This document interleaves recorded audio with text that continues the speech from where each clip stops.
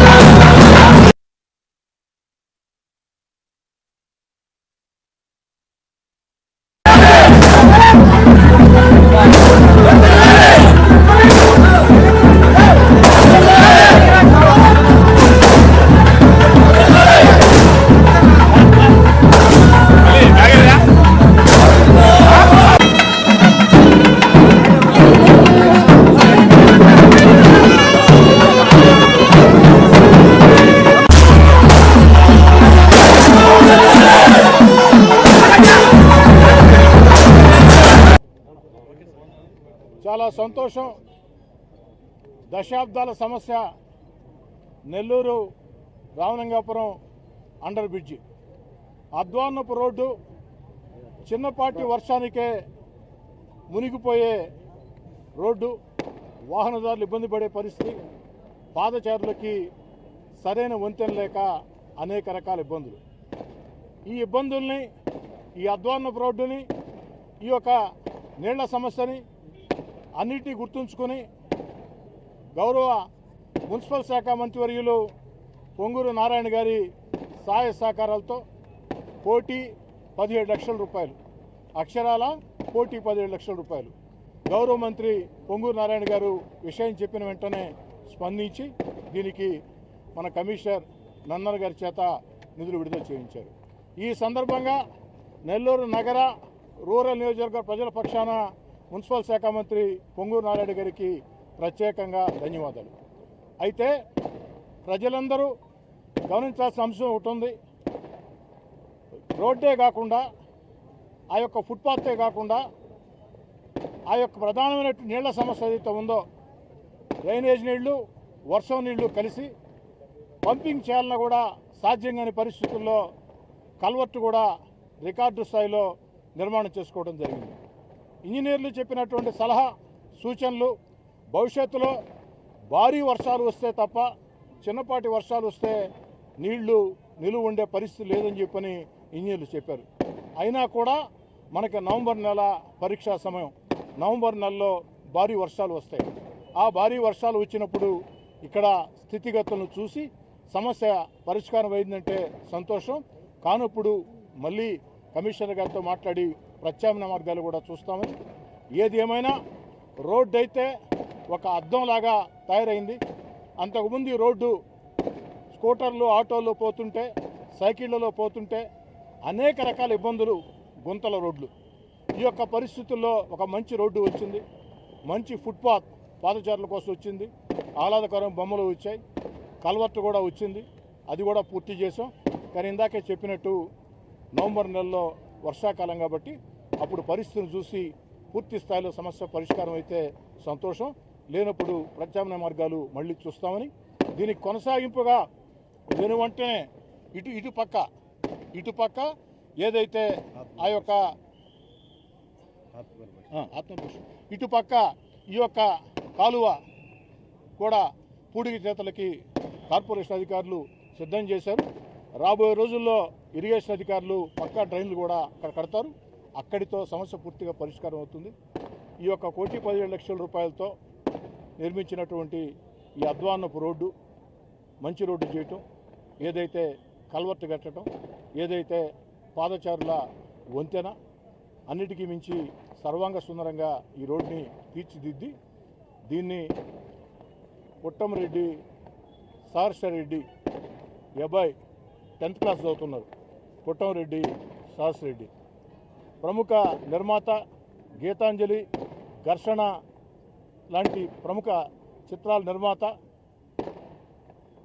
జనసేన నాయకులు నా మిత్రుడు చిట్టమూరి ప్రవీణ్ కుమార్ రెడ్డి గారి మనవడు సహర్షరెడ్డి, పుట్టమరెడ్డి సహస్రెడ్డి 10th క్లాస్ చదువుతున్నారు.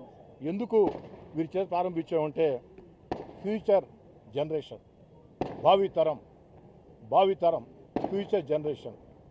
ఈరోజు ప్రపంచంలో భారతదేశం అతి శక్తివంతమైన దేశంగా అవతరిస్తూ ఉంది. అగ్రరాజ్యాలకి ధీటుగా జవాబిస్తూ ఉంది. భవిష్యత్తులో భారతదేశం ఇంకా శక్తివంతంగా తయారవుతుంది. ఎవరు ఎన్ని యుద్ధాలు చేసినా, శత్రు దేశాలు లేదు వెన్నుపోట్లు పొడిచినా, లేదు వాణిజ్య యుద్ధాలు చేసినా, సుంకాలతో యుద్ధాలు చేసినా, అటక్ నుంచి కటక్ దాకా, కాశ్మీర్ నుంచి కన్యాకుమారి దాకా విస్తరించిన ఈ సువిశాల భారత పవిత్ర పుణ్యభూమి కొన్ని తరాలుగా అనేక రకాల యుద్ధాలని, అనేక రకాల దాడుల్ని సమర్థవంతంగా తిప్పికొట్టింది. భిన్న జాతులు, భిన్న కులాలు, భిన్న మతాలు ఉన్న భారతదేశంలో కులాలు మతాలు వేరైనా మనమంతా భారతీయులం, వేషం భాష ఏదైనా మనమంతా భారతీయులం అన్న భావనతో భారతీయులంతా ఒక్క తాటి మీద ముందుకు సాగుతున్నారు. ప్రపంచంలో భారతదేశం అగ్రరాజ్యం అనేదానికి అతి త్వరలోనే ఖచ్చితంగా రోజులు వస్తాయి.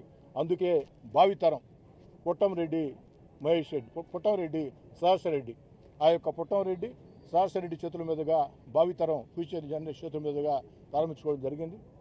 అదేవిధంగా ఈ రోడ్డు విషయంలో మంత్రి పొంగూరు నారాయణ గారికి, కమిషన్ నందన్ గారికి ధన్యవాదాలు తెలిపినట్టే మరొకరికి కూడా నేను ధన్యవాదాలు తెలపాలి. ఎందుకని చెప్తున్నానంటే 60 రోజులు సమయం అనుకున్నాం, కానీ 50 రోజుల్లోనే పూర్తి చేసింది.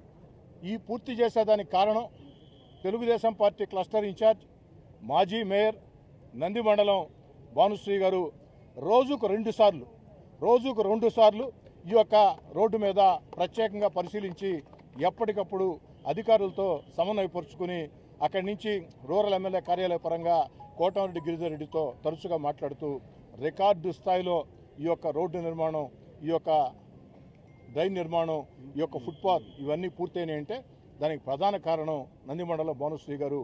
ఒక్కసారి అందరూ చప్పట్లతో భానుశ్రీ గారికి ధన్యవాదాలు తెలియజేయాలని చెప్పి నేను కోరుకుంటూ, అదేవిధంగా ఈ డివిజన్ కార్పొరేటర్ జ్యోతిప్రియ, వారి భర్త తెలుగుదేశం పార్టీ డివిజన్ అధ్యక్షుడు నూకరాజు మదన్ కుమార్ రెడ్డి, చురుకైన కరుకైన యువకుడు, రాజకీయాల పట్ల ప్రజాసేవ పట్ల ఆసక్తి ఉన్న వ్యక్తి, అటు కో క్లస్టర్ ఇన్ఛార్జ్ విష్ణుప్రియ, వీరందరూ కూడా నందిమండలం భానుశ్రీ గారికి సహకరించారు.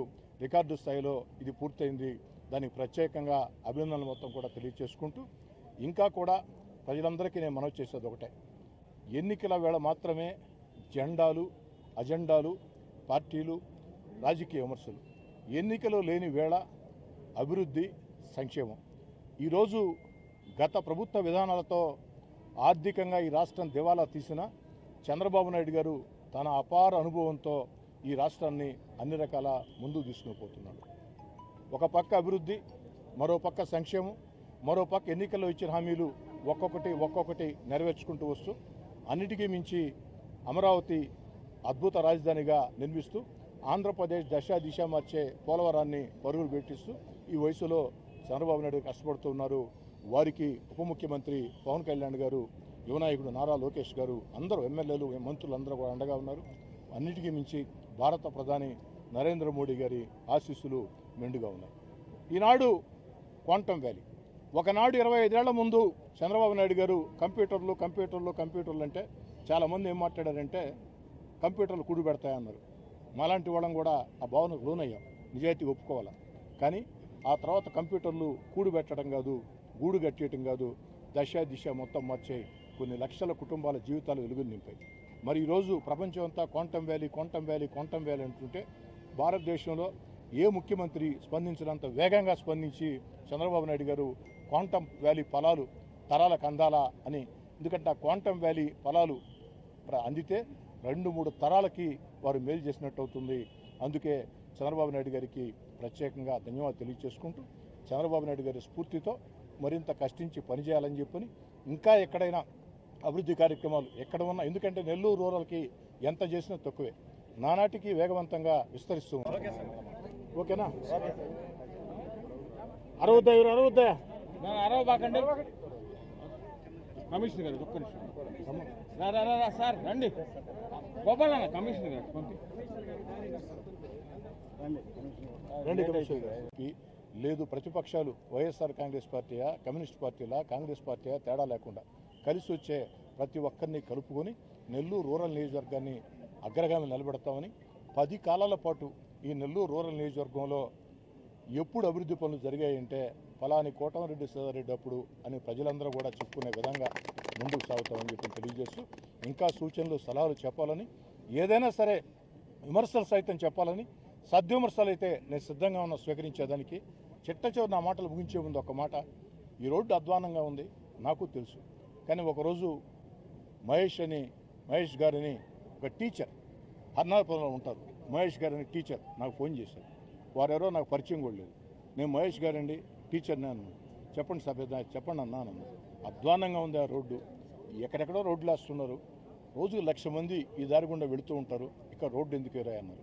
నిజమే కదా ఆయన ఆవేదన అని చెప్పని వెంటనే పక్క రోజే కమిషనర్ గారు తీసుకుని ఇక్కడికి వచ్చి చూసాం. దేవుడు దయతలిచాడు, పొంగూరు నారాయణ గారు సహకారం అందించారు.